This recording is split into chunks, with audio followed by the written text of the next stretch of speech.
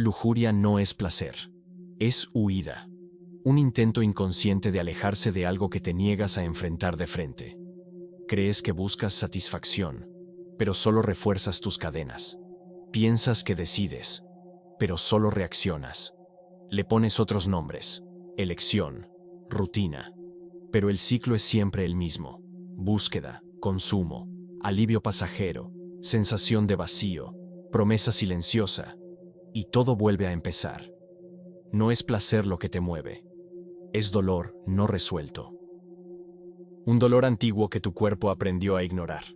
Abandono, humillación, carencias que quedaron sin respuesta.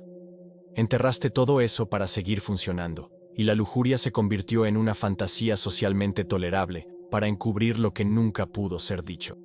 Lujuria, por sí sola, no es el enemigo, es la advertencia.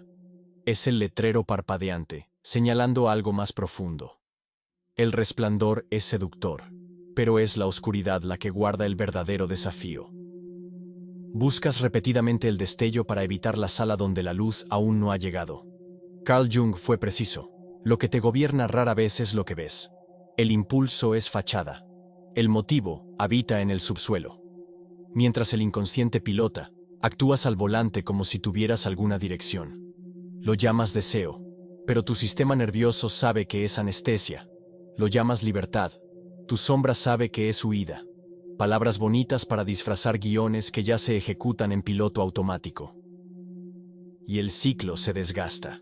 El alivio llega más débil y el peso se hace más fuerte. La psicología te muestra la adicción a la anticipación. La filosofía revela el vacío de la experiencia. Y tú, en medio de todo, intercambias profundidad por distracción y normalizas el ruido. Pero, ¿y si todo aquello de lo que huyes fuera, en realidad, el punto de inflexión? ¿Y si el secreto no fuera apagar el impulso, sino descifrarlo? Sin moralismo, con claridad, sin castigo, con reposicionamiento. El desafío no es místico, es brutalmente claro. Permanecer en el silencio donde antes te llenabas de estímulos. Enfrentar el hambre sin esconderte tras la fantasía. Poner palabras a lo que siempre quedó en la oscuridad. Estrategia: mapear los disparadores, instalar resistencia, construir presencia. Autodominio: actuar antes que la emoción, sostener después de la elección. 9 capas. No para volverte puro, sino completo. No perderás intensidad, perderás la ilusión. Y cuando la ilusión guarda silencio, la verdad finalmente tiene espacio para hablar en voz alta. Lo que llamamos deseo casi nunca es solo eso. Por fuera, parece voluntad, contacto, urgencia. Pero por dentro, hay algo más antiguo, más áspero. Fragmentos de ti que fueron enterrados, expulsados de la conciencia. Jung llamaría esto sombra. En ese espacio oculto viven emociones y recuerdos que aprendiste a considerar inaceptables.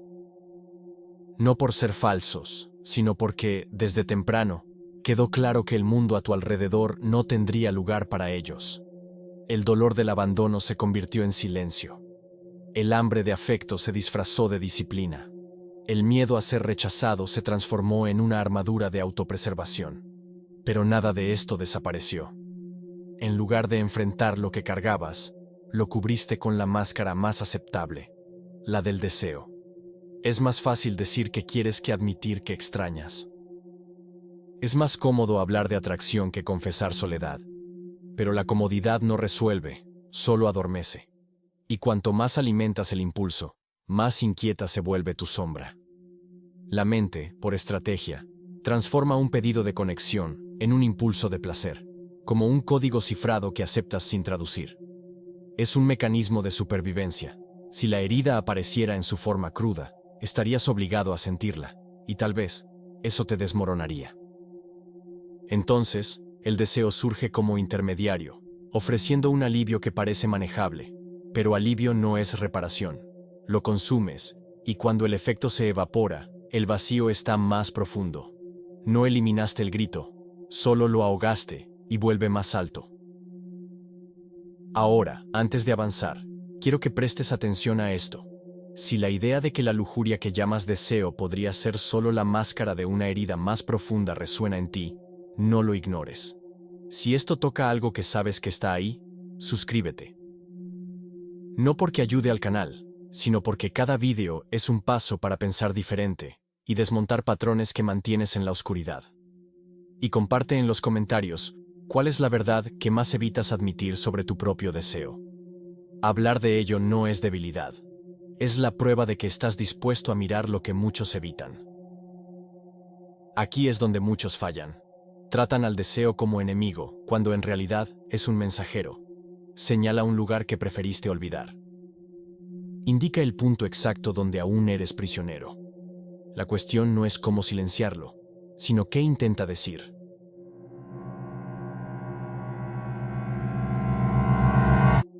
¿Y si te atrevieras a escuchar sin ceder? ¿Y si, por primera vez, en lugar de correr al hábito, preguntaras, ¿qué es lo que realmente me falta? Estás confundiendo descarga con recompensa. Esa oleada que precede al clic, la imagen, la fantasía. Eso es dopamina, no felicidad. Dopamina es invitación y trampa. Seduce, promete, luego desaparece. La felicidad real es estructura. Da forma, organiza, permanece. El sistema de recompensa no valora el momento presente, sino la expectativa de que algo ocurra.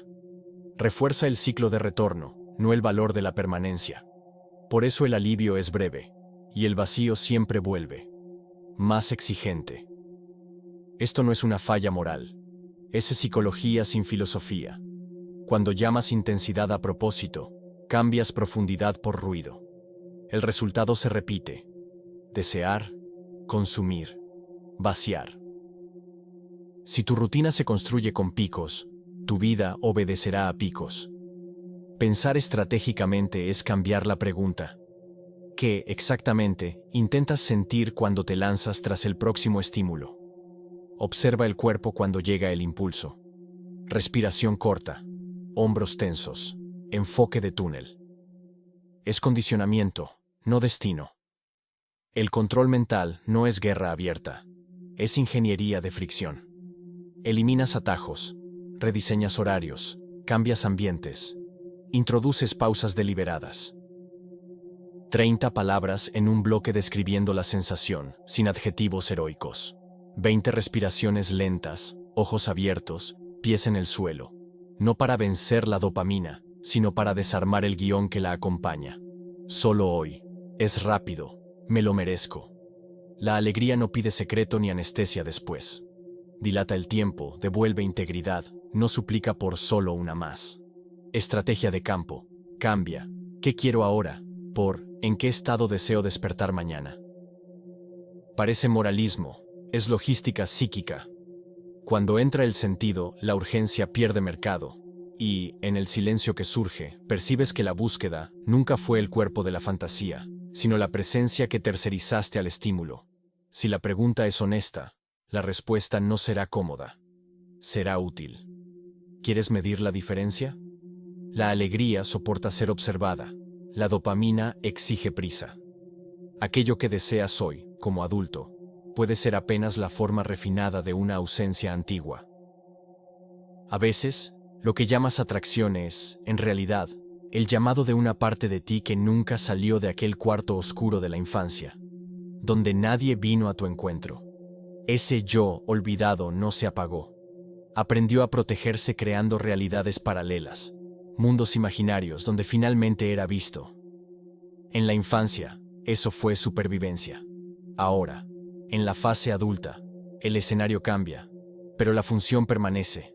La fantasía sigue siendo el único espacio donde te sientes seguro, deseado, suficiente. Y aunque el cuerpo reaccione como si fuera pura química, lo que grita por dentro es otra hambre. La de ser amado sin necesitar merecerlo. La de existir sin necesitar demostrarse. El problema es que la satisfacción sexual nunca alcanza la raíz de esa hambre. Simula conexión, pero no entrega pertenencia. Ofrece intensidad, pero no construye seguridad.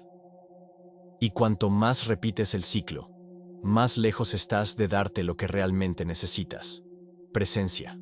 Afirmación. autocuidado. La adicción no es al acto, es a la sensación momentánea de no estar solo. Y esa sensación es frágil porque depende de un teatro que siempre termina en el mismo vacío.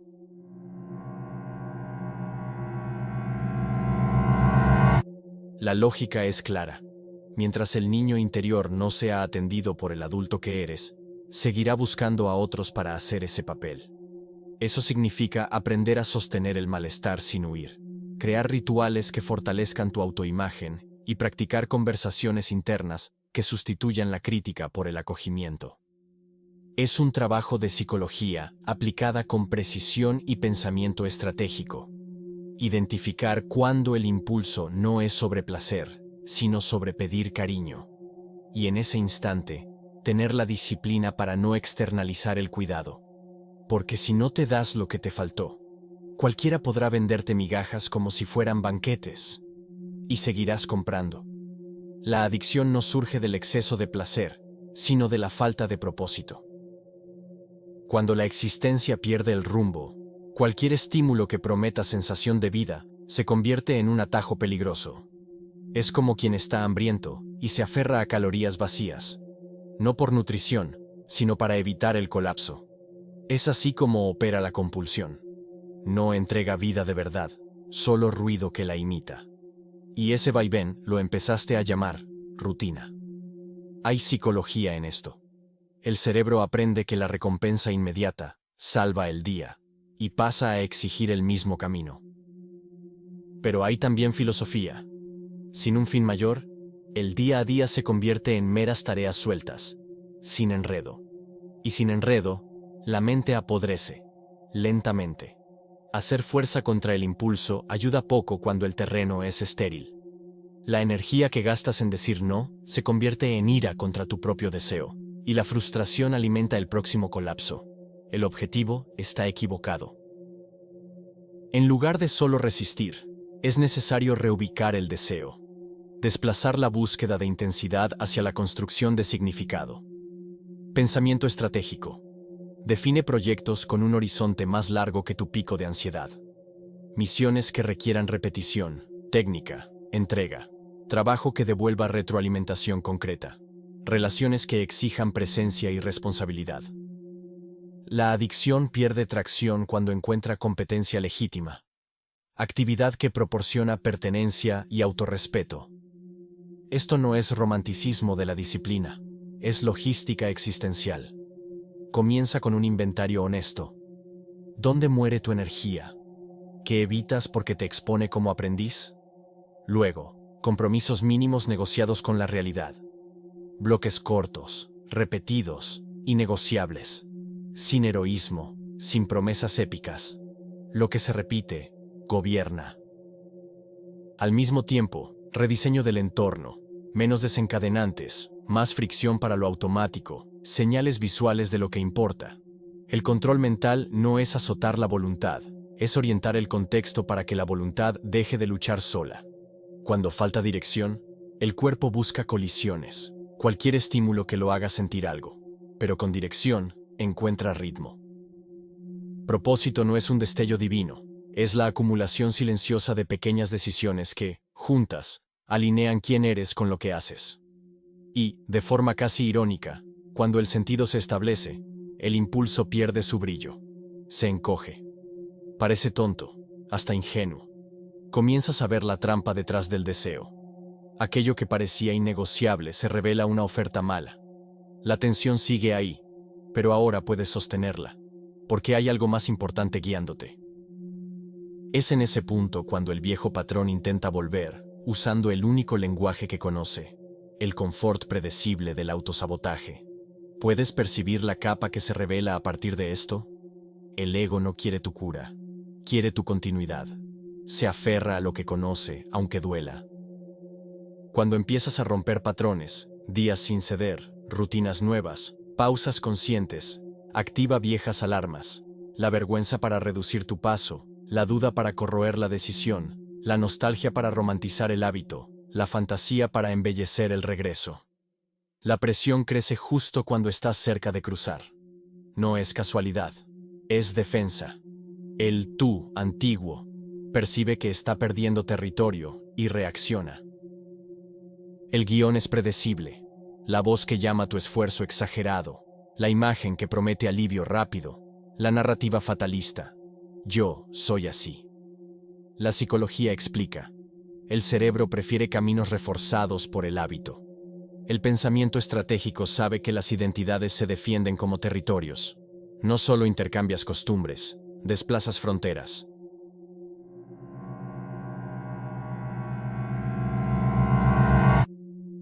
La respuesta no es fuerza bruta, sino táctica. Reglas que sobrevivan a tu humor, rituales que no pidan permiso al deseo del día, lenguaje que desarme el teatro interno.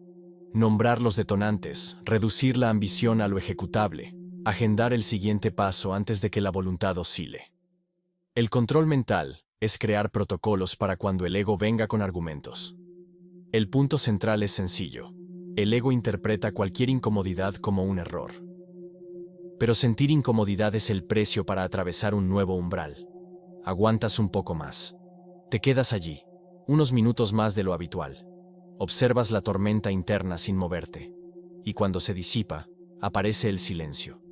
Disfrazado de vacío, intentando arrastrarte de vuelta. Percibe. No es vacío. Es apertura. Y es en esa apertura donde el viejo patrón comienza a debilitarse. Cuando aquello que antes encantaba se convierte solo en un gesto repetido, la señal ya ha sido dada. Ya no es placer, es entumecimiento. Continúas no por deseo, sino por no saber quién serías sin eso. La rutina funciona en piloto automático. Clic, breve alivio, agotamiento. El cuerpo todavía hace acto de presencia, pero la mente se ausenta. El trabajo pierde alma.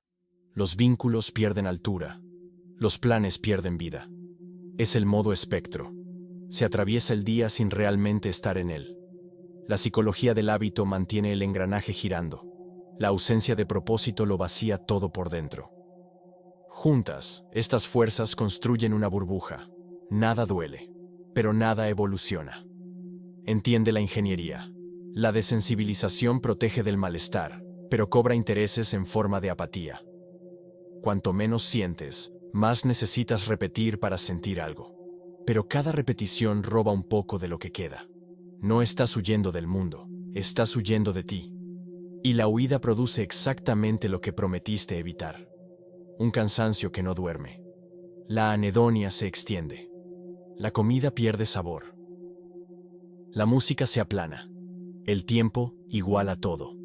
Si la intensidad imitaba la vida, el adormecimiento imita la paz. Y engaña mejor. El antídoto no es golpe moral. Es reentrada sensorial. Pensamiento estratégico. Reducir ruido. Ampliar presencia. Restablecer contraste. 3 ejes. Silencio deliberado diario. 10 minutos sin pantalla, sin objetivo, solo respiración. Fricción ambiental. Eliminar atajos. Aumentar el costo de lo automático. Desplazar horarios disparadores. Compromiso mínimo con lo real. Tareas pequeñas que entreguen feedback concreto. Arreglar la mesa. Escribir 100 palabras. Caminar 12 minutos. Parece poco. Es recalibración. La meta no es emoción alta. Es sensibilidad de vuelta. Sentir incomodidad sin dramatizar. Sentir aburrimiento sin llenar. Sentir ganas sin obedecer. Control mental. Aquí es anclaje consciente.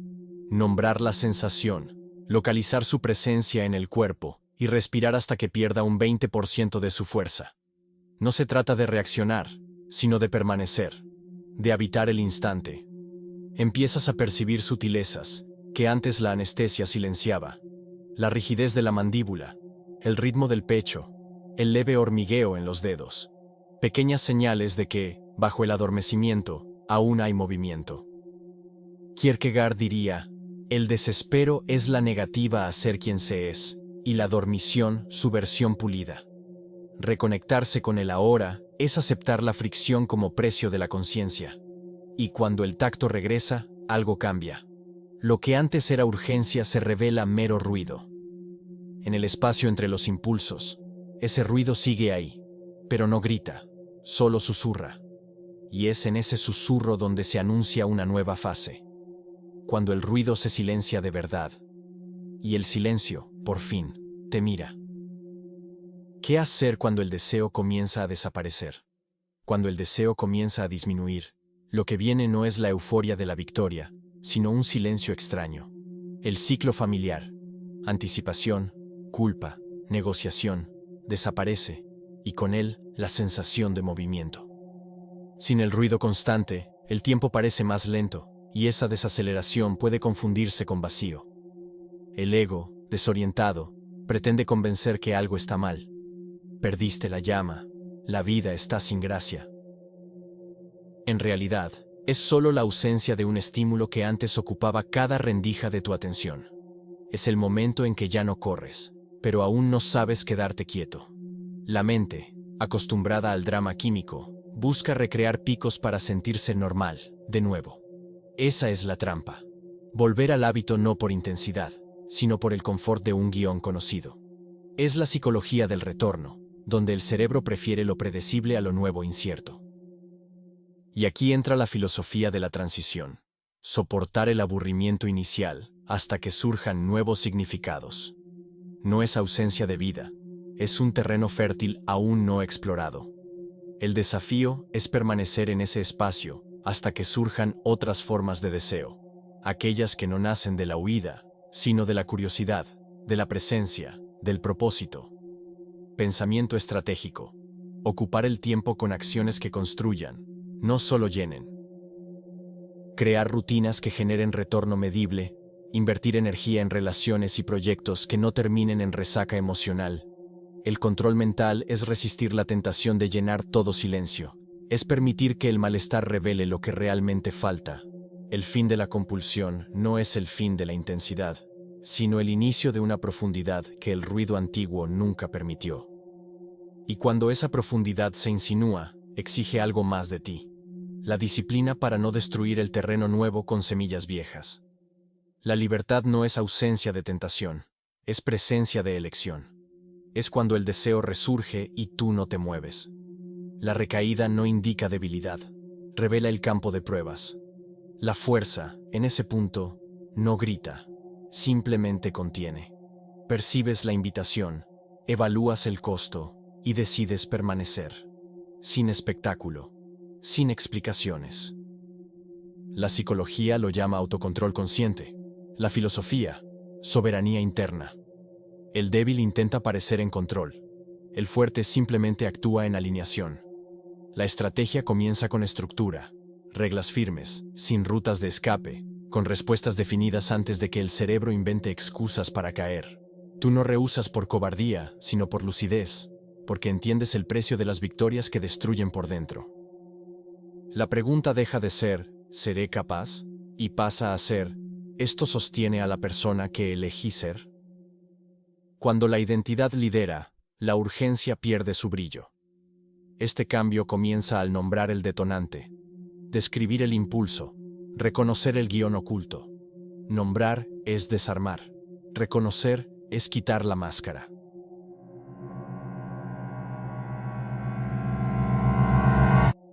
El protocolo es simple: cambiar de entorno, ejecutar una tarea concreta, redirigir la atención a algo que genere retorno real. El control mental no es represión, es gestión del foco. Cada vez que atraviesas la tentación sin ceder, refuerzas la narrativa de quién eres y debilitas el reflejo antiguo. La tentación deja de ser drama y se convierte en dato. Observas frecuencia, horarios, detonantes y respondes de forma calculada. El deseo sigue existiendo, pero bajo custodia. Y cuando el no ya no exige esfuerzo, surge algo nuevo. El antiguo hambre aparece como voz, no como orden. Lo escuchas, pero permaneces. Y es en ese punto cuando se aproxima la cuestión inevitable: ¿qué hacer con esa parte que un día te controló? Integrar la sombra no es perdonarla ni eliminarla, es reposicionarla. Comprendes que ese impulso que alguna vez te dominó aún existe, pero ahora no manda. La psicología es clara: lo reprimido no se borra, solo cambia de forma. Y la filosofía lo confirma: negar no libera.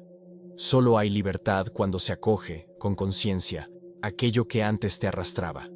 Integrar es establecer un pacto. Es escuchar el viejo llamado sin someterse. Es ver el deseo como señal, no como sentencia. Lo que antes daba órdenes, ahora envía mensajes. Y los mensajes pueden analizarse con sobriedad. La disciplina deja de ser combate interno y se transforma en estrategia. Un sistema de pactos silenciosos que mantiene tu estructura en pie. Empiezas a notar patrones, hábitos, contextos, narrativas. Y entonces tomas decisiones, límites, prácticas, prioridades. La sombra no desaparece, pero aprende a caminar a tu lado, nunca más al frente. Este proceso exige lenguaje preciso. En lugar de «yo soy así», adopta «yo tengo esto en mí» y decido el lugar que ocupa. Nombrar reconfigura el poder. La parte antigua posee talentos, energía, foco, intensidad. Sin dirección, destruye. Bajo dirección, trabaja. Canalizas la fuerza bruta para construir presencia, no para externalizar el vacío. El control mental se vuelve curaduría. Seleccionar lo que queda, rechazar lo que corroe, reciclar lo que aún sirve. La identidad se densifica cuando logras hospedar contrarios sin colapsar. Es madurez. Contener sin negar, escuchar sin ceder, transformar sin teatralizar. No hay pureza aquí, hay gobernanza. La integración también es gesto cotidiano. Revisar límites, ajustar rutas, corregir desvíos con serenidad operacional. Percibes cuando la sombra intenta retomar el volante, prisa, secreto, autoindulgencia, y respondes con protocolo, pausa, exposición a la realidad, tarea mínima que devuelve tracción, nada de drama, solo gestión. El resultado es un tipo de paz que no depende de la ausencia del deseo, sino de la arquitectura interna. Pasas a habitar un territorio donde la elección es elección, no reacción disfrazada de libertad. La sombra sigue hablando, tú sigues respondiendo. Y, en ese punto, surge la última exigencia. Transformar este entendimiento personal en dirección práctica y constante, para que no se convierta en un insight ocasional ni en una pose intelectual. ¿Listo para sostener esto en tu cotidianeidad? Ya reconoces dónde aprieta. Ya entendiste de dónde viene la fuga. Ya percibiste cómo el viejo patrón intenta disfrazarse de vida común. La cuestión ahora es práctica. ¿Qué vas a hacer con esto cuando amanezca? No trates este guión como una revelación de fin de noche. Trátalo como un manual de operación. Psicología sin ejecución se convierte en consuelo temporal. Filosofía sin práctica diaria se convierte en puesta en escena. El camino exige claridad, mapear gatillos, crear fricción intencional, sostener presencia activa. 3 acciones fundamentales. Observar antes de reaccionar, elegir antes de sentir, sostener antes de celebrar. No necesitas jurar grandeza, solo necesitas repetir consistencia. Algunas preguntas no necesitan respuesta inmediata, pero necesitan ser enfrentadas. ¿Qué parte de ti aún clama por ilusión como si fuera urgencia? ¿Qué exactamente estás tratando de evitar cuando corres tras lo más fácil? ¿Cuál es el compromiso diario mínimo que mantiene tu eje firme cuando la motivación falla? Pensar estratégicamente es decidir ahora quién serás en los días malos. Porque en los buenos, cualquiera puede. El control psicológico real es mantener tu propia palabra en silencio, sin público, sin aplausos. Recuerda el aviso de Jung: mientras lo inconsciente no se haga consciente, dirigirá tu vida y lo llamarás destino. Ahora ya tienes mapa, lenguaje y método. Falta lo que siempre faltó: ejecución silenciosa, repetida, predecible. Sabes el siguiente paso. Da el paso. Si esta reflexión tocó algo en ti, aquí va el desafío final. Comparte en los comentarios el pensamiento que siempre evitas, el que resuena en tu mente cuando intentas dormir, o cuál pequeño paso puedes dar hoy en busca de la transformación. Alguien lo leerá. Quizá alguien también se libere. Apoya a quien haga lo mismo. Este espacio es para quien no teme a la lucidez. Si buscas inmersiones reales, lejos del ruido y las fórmulas prefabricadas, suscríbete. Aquí, cada video te devuelve a ti mismo. Gracias por acompañar hasta el final. Tu nueva historia comienza ahora.